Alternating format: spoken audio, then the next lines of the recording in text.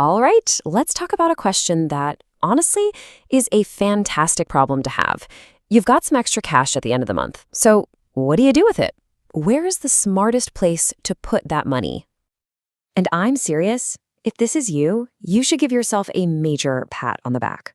You know, most people are living paycheck to paycheck, and the national savings rate is, well, it's not great. So if you're in a position where you can actually strategize about extra money, that is a huge, huge financial win. And this brings us to the classic heavyweight match in personal finance. In one corner, you've got paying off your mortgage, a guaranteed win that feels so, so good. And in the other corner, you have investing in the market, the chance for some really explosive growth. So let's figure out which one is going to pack the bigger punch for your wallet. To really make the right call here, first we've got to understand the beast we're trying to slay, and that's the mortgage itself. More specifically, we need to pull back the curtain on something I call the amortization trap. It's basically how banks make sure they get their money first. Okay, amortization sounds like a super fancy, complicated word, right? It's not.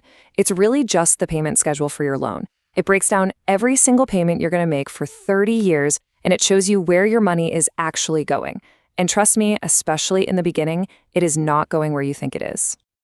Now, here's the really fascinating, or, kind of messed up part. Let's look at your very first mortgage payment. Say you've got a $400,000 loan at 7%. You write that check for about $2,660, and you feel great, right? You're building equity. Well, hold on. Out of that payment, over $2,300 of it is pure interest, going straight to the bank. Only $327 actually chips away at the loan itself. $327. It's wild. And it's not just the first payment. This is how banks totally front-load their profits. For the first 2/3 of your loan, that's a full 20 years, more of your money is going into the bank's pocket as interest than it is to paying down your own debt. So after 2 decades of payments, you still only paid off less than half of your original loan. So what's the grand total look like after 30 years? Well, on that $400,000 loan, you will end up paying an extra $558,500 just in interest. Your total payback is nearly $1 million. I mean, just think about that for a second. The interest you pay costs more than the house did in the first place. And that right there is exactly why the idea of attacking that debt early is so, so appealing. All right, if that number just made your jaw hit the floor and you're finding this kind of breakdown helpful, this is a great time to hit that subscribe button for Finance with Lennox Hart. It's totally free, and we're all about making this stuff easy to understand. Okay, let's keep going. So, we've just seen how that amortization schedule can feel like the big, bad villain of our story.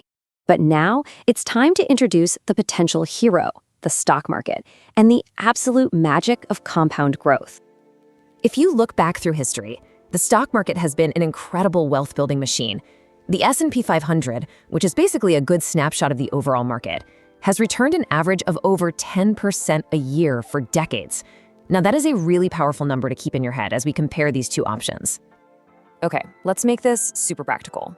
Let's say you have an extra $500 a month. If you put that extra money towards your mortgage, over 25 years, you'd save about $188,000 in interest. That is awesome, right? A huge win. But what if you invested it instead? Assuming a pretty reasonable 8% return, that same $500 a month could grow to over $473,000. The difference is just massive, and it's all because of compounding. That's where your money starts making its own money. It's like your dollars are having little baby dollars, and then those babies grow up and have even more babies. So, looking at those numbers, the math seems to scream invest, right? Well, not so fast, because the best financial decision isn't always just about the numbers on a spreadsheet. A lot of the time, it's about what helps you sleep peacefully at night. This is really a battle of math versus your mindset. This chart does a great job of showing the trade-off. See, if you have a really low mortgage rate, like 3%, paying it off is like getting a guaranteed 3% return on your money. But the market, on average, offers a potential 8 to 10%. That gap, that's your opportunity cost, and it's pretty big. But if your mortgage is up at 7%, well, now a guaranteed 7% return starts to look a whole lot better, especially when you remember the market has risk. So here it is, the core dilemma right here, side by side. Paying off your mortgage is a guaranteed, totally risk-free win that gives you this incredible peace of mind.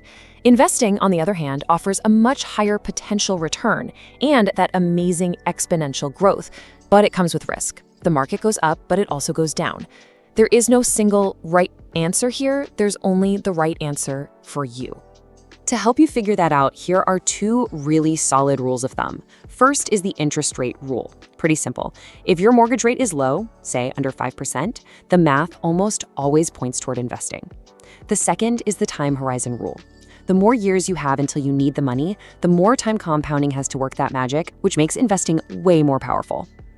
All right, so let's say you've weighed all the options, and that feeling of a completely paid off house is just calling your name.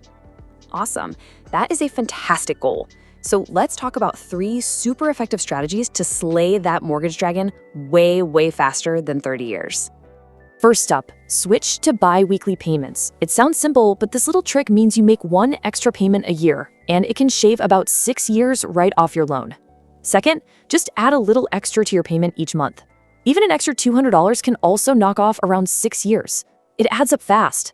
And third, anytime you get some extra cash, like a bonus from work or a tax refund, just throw that whole chunk right at the loan. Now listen up, because this part is absolutely crucial.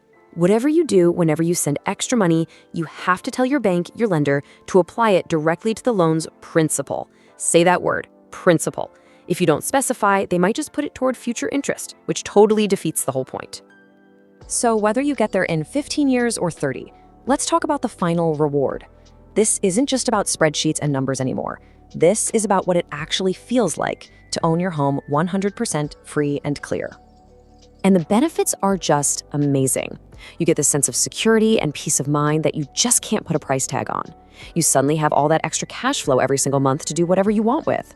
Your overall financial health looks way better, and you've got this huge asset totally ready to support you in retirement.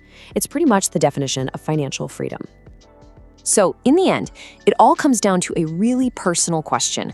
The math gives us a great framework for sure, but it can't measure the value of security. So you have to ask yourself, what does peace of mind really mean to you? Is it worth more than the potential for higher returns? There's really no wrong answer, and I would love to hear what you think. So drop a comment below and tell us your plan. Are you on team payoff, or are you on team invest? And hey, if this explainer brought you some clarity today, do me a favor and hit that like button and subscribe to Finance with Lennox Hart for more.